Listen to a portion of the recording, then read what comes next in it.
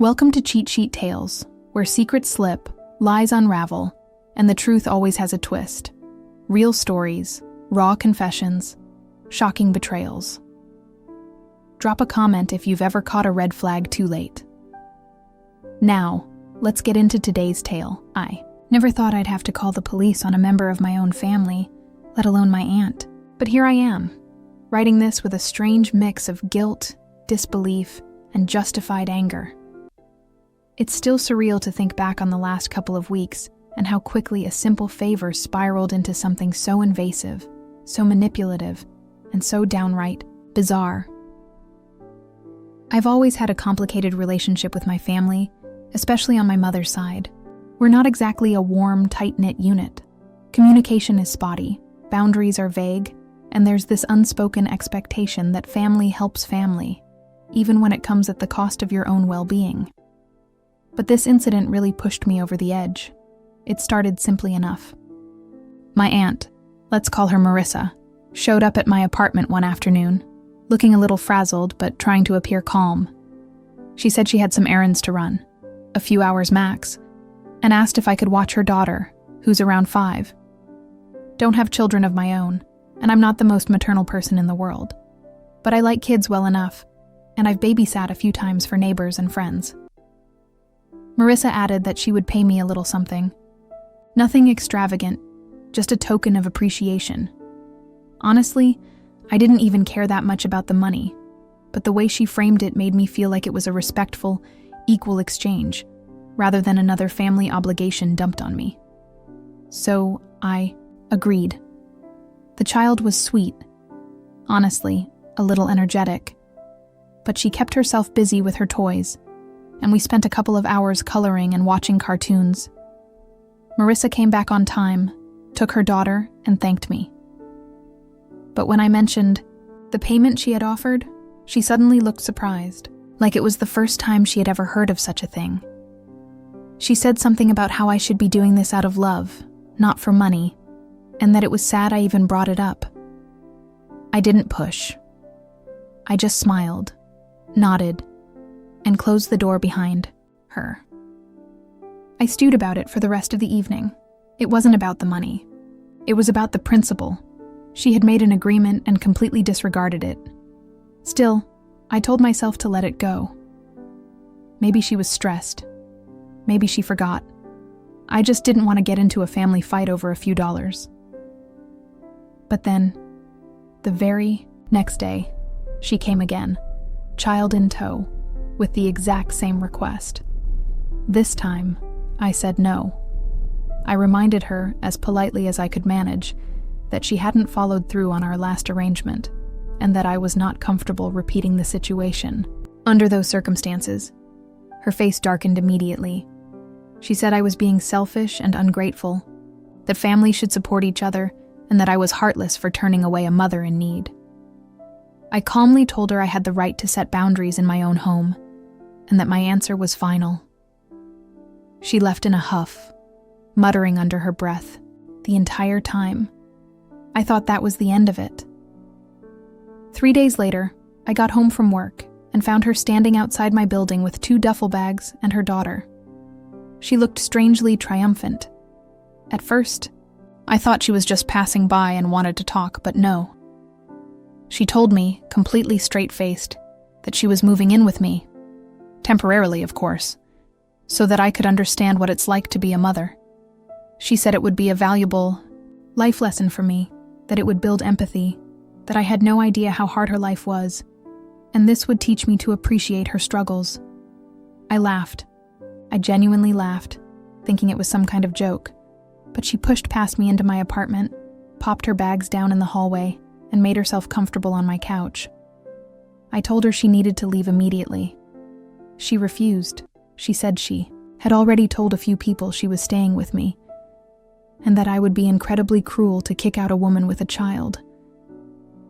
I tried to remain calm, but the absurdity of the situation was already stretching my patience thin.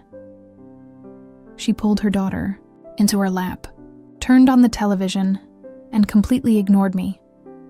When I insisted again that she had to go, she said this was her way of helping me grow, and that I should be thanking her for this unique opportunity. It only got worse from there. She stopped, watching her daughter entirely. The little girl was clearly confused, wandering around the apartment with no direction. At one point, she grabbed some markers from my desk and began drawing all over my living room wall. I was shocked. I asked Marissa to stop her daughter, but she waved me off, saying that I should get used to this kind of thing if I ever plan to have kids. She was doing this on purpose, punishing me in the most passive-aggressive way she could think of. I tried to redirect the child myself, but every time I did, Marissa would act like I was overreacting or being mean. I was exhausted, mentally and emotionally. I had barely slept the night before with them in my home. Marissa had taken my bed while I slept on the couch. She left dirty, dishes everywhere, changed the TV settings to some kids' channel that played nonstop, and left half-eaten food on my counters. I couldn't take it anymore, so I called the police. It was not a decision I made lightly. I've never had to call the police on anyone in my life, let alone someone from my own family. But I felt trapped in my own home. Marissa had crossed every line, disregarded every boundary, and she was weaponizing guilt and familial obligation to justify it. I told the officers everything, that she had come uninvited, refused to leave, and was causing a disruption. When they arrived, she tried to act calm and collected, like I was the irrational one. But when they asked her to leave, she suddenly turned furious. She screamed that I was a traitor to the family, that I would regret humiliating her like this, that I was heartless and selfish. The officers firmly but calmly escorted her out. I watched from the hallway as she gathered her things in a storm of indignation. Her daughter looked completely bewildered, clutching a stuffed toy and looking back at me like she didn't understand why everything had suddenly become so chaotic. I felt awful for the child. I really did. None of this was her fault, but I had to protect myself, my home, and my sanity. Since then, the family group chat has been a nightmare. Word spread fast, and of course, Marissa painted herself as the victim. According to her, I cruelly threw her and her daughter out on the street because I didn't want to help a struggling single mother. Some relatives have stayed silent. Some have sent me passive-aggressive messages about remembering who raised me and how family should stick together. A few thankfully reached out privately to say they understood and that I did what I had to do. I still don't know what will happen with the rest of the family. I expect some relationships may never recover, but I know this much. I will never let anyone make me feel guilty for enforcing basic respect and boundaries. I'm not a mother, and I don't need to learn about motherhood by being manipulated into parenting someone else's child against my will. So was I, though maybe some people will think so, but in my heart, I know I was just protecting my peace. Update 1. It had been about a week since the police came and removed my aunt from my apartment, and I finally started to feel like I had my space back, physically and emotionally. The silence in my apartment felt like peace instead of loneliness, and I could finally breathe again without walking on eggshells in my own home. I spent the next few days scrubbing marker stains off the wall, throwing out half-eaten snacks that were rotting in corners, and washing every blanket and pillow she had touched. The air had that sharp, sterile scent of disinfectant, and for the first time in days, it felt like my apartment belonged to me again. I thought the worst was behind me. I had done what I needed to do. I had drawn a line. I told myself that no matter what drama followed in the family group chats or passive-aggressive social media posts, I had done what any sane person would do. But deep down, I knew my aunt. I knew she wouldn't let things go. She was someone who needed to feel like she had the last word, who thrived on being the martyr in every story she told. I just didn't realize how far she would take that narrative. It was a quiet Saturday afternoon. I had just sat down with a cup of coffee, my weekend playlist humming softly through the speakers, when I heard a knock at the door. Not a polite tap, an aggressive, insistent pounding that made my stomach sink before I even got up to look through the peephole. And sure enough, there she was. Marissa, wearing the same condescending expression she always had when she thought she had something important to say. Her arms were crossed, her foot was tapping, and I could practically feel the judgment radiating through the door. For a few seconds, I just stood there. I didn't want to open it. I didn't want her energy in my home again. But curiosity and sheer incredulity got the better of me. So I cracked the door open, not enough for her to walk in, just enough to look her in the face. And she launched right. And she started with accusations, her voice low and sharp like a hiss. She said she had been visited by Child Protective Services, that someone had reported her, that she was now under investigation and being monitored because of my little stunt. She said she had to answer invasive questions, that CPS looked through her apartment, asked about her parenting, and that her daughter had to speak to someone alone. Her face twisted into something between outrage and disbelief as she spit every word at me like venom. But I didn't flinch. I didn't blink. I didn't feel bad because deep down I knew this wasn't just the fallout of a family argument. This was the direct result of her own actions. She had shown up at my home uninvited, forced herself and her child into my personal space, refused to leave, and willfully neglected her daughter in some misguided attempt to prove a point. That wasn't my fault. That was hers. And now there were consequences. Real ones. I didn't say a word to her. Not a single word. I just looked at her stone-faced, and then slowly closed the door in her face. She started yelling through the door, first calling me names, then trying to appeal to my sense of guilt, then making vague threats about the rest of the family and how they'd never forgive me. I didn't respond. I didn't even move. I just stood there behind the door, listening to her voice get louder and more erratic until it finally faded away. After a few minutes of silence, I peeked out the window and saw her walking back to her car, slamming the door hard enough that the sound echoed down the street. She sat there for a moment, hands gripping the steering wheel, before peeling off down the road like a teenager throwing a tantrum. The truth is, I felt nothing. No satisfaction, no regret, no pity. I had spent too much of my life excusing her behavior, trying to maintain some sort of familial civility, pretending that her manipulation was just stress, or her bitterness was just bad luck. But in that moment, with the door shut and the noise finally gone, I realized something important. Some people need drama like air, and if you keep letting them breathe in your space, they'll suffocate you too.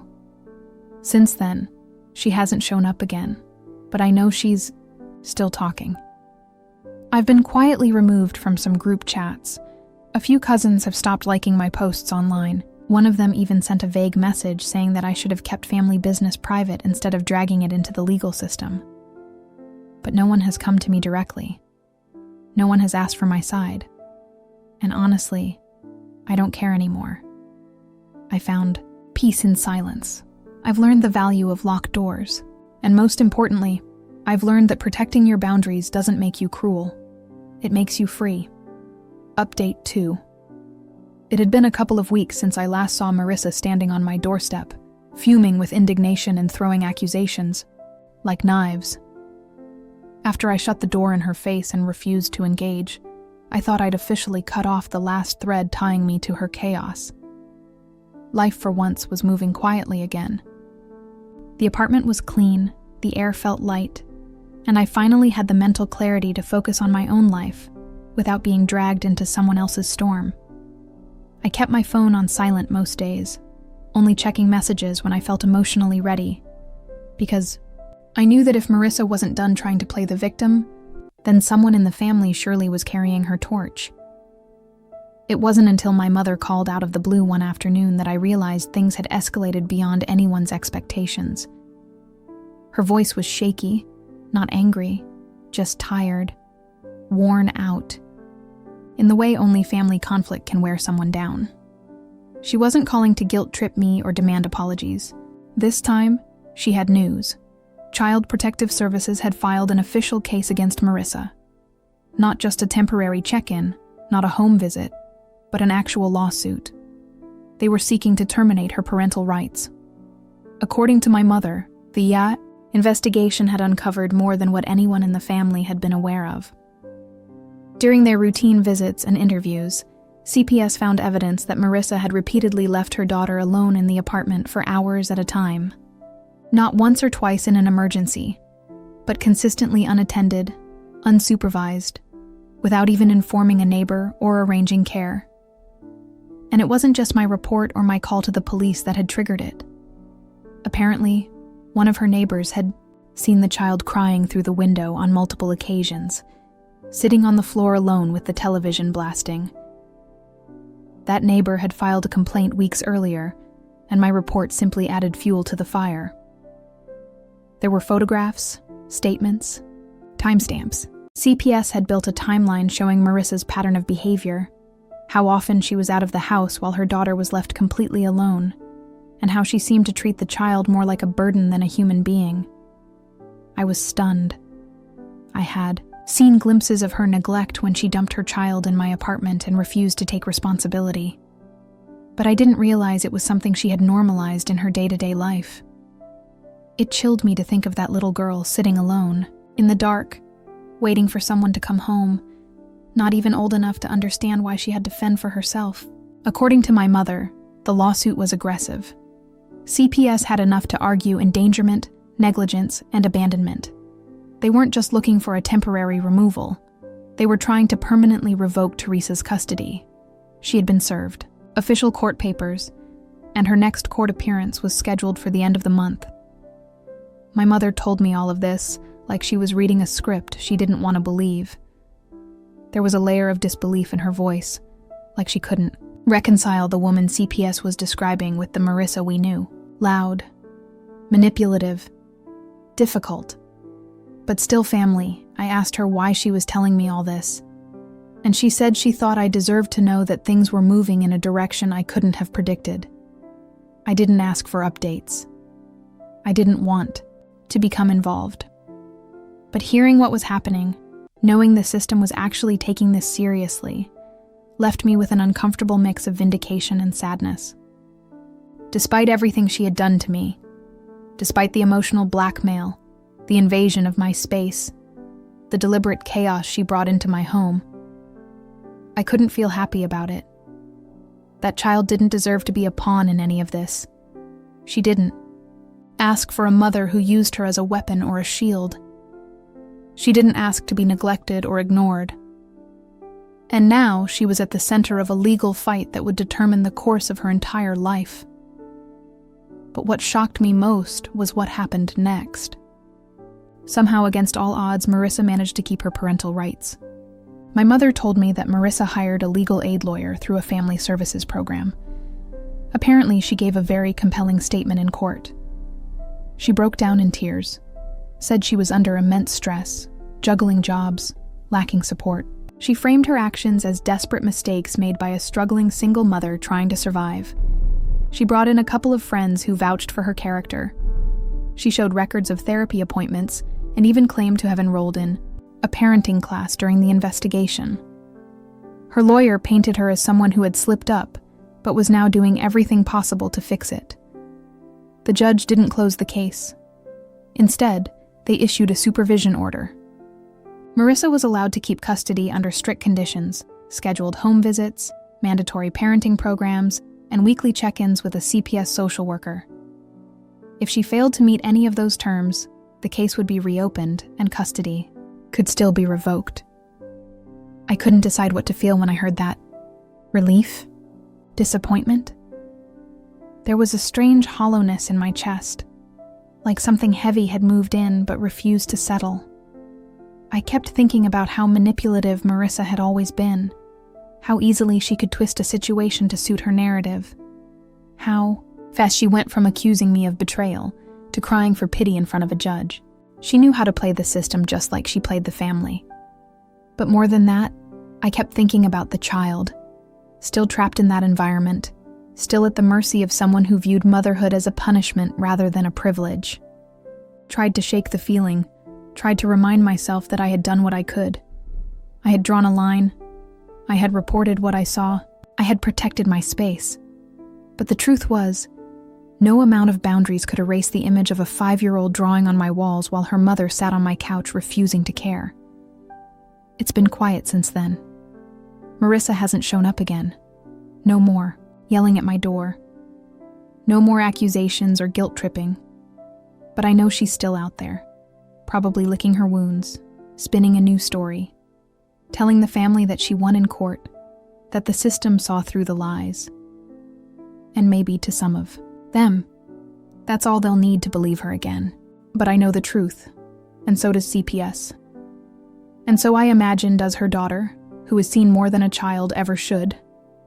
Update 3. It took months for the story to unravel completely. But when it did, it wasn't through dramatic courtroom scenes or explosive family interventions. It was through quiet, undeniable truth seeping out from all the cracks my aunt had tried so desperately to plaster over. In the end, it wasn't just one thing that exposed her. It was everything. Every lie, every manipulation, every moment she leaned on others and called it sacrifice. Every time she shifted responsibility and claimed it was strength. One by one, people began to see what I had seen for years. After the court allowed Marissa to retain custody of her daughter under strict CPS supervision, things stayed oddly quiet. There were no more screaming phone calls, no more doorstep visits, no more guilt-laden messages from family members defending her actions. For a while, I thought she had finally learned her lesson, that she was being watched now, and that alone would force her to change. But change wasn't in her nature. Marissa didn't see accountability as growth. She saw it as punishment, and like always, she reacted to punishment by finding new ways to shift the weight to someone else. It started with small things. Other family members mentioning that she had started asking for favors again. First, it was babysitting requests to cousins she barely kept in touch with. Then she asked an uncle to co-sign a rental agreement for her because her name had been flagged on multiple tenant reports. Then she asked an older relative to help cover her bills for a few months because she had allegedly been wrongfully terminated from her job. It was all textbook Marissa. The frantic stories, the emotionally charged explanations, the subtle blame placed on others, and the endless declarations of how no one understood, how hard she had it. People helped at first because they always did. That was the pattern. But then something changed. One cousin who had watched Marissa's daughter for a weekend called my mother in tears. She said the child had shown up with a bag of mismatched clothes, none of which fit properly. She hadn't been bathed in what seemed like days. She kept asking when dinner was, even after being fed twice. When the cousin asked her basic questions. Who picked her up from school? Who helped her with homework?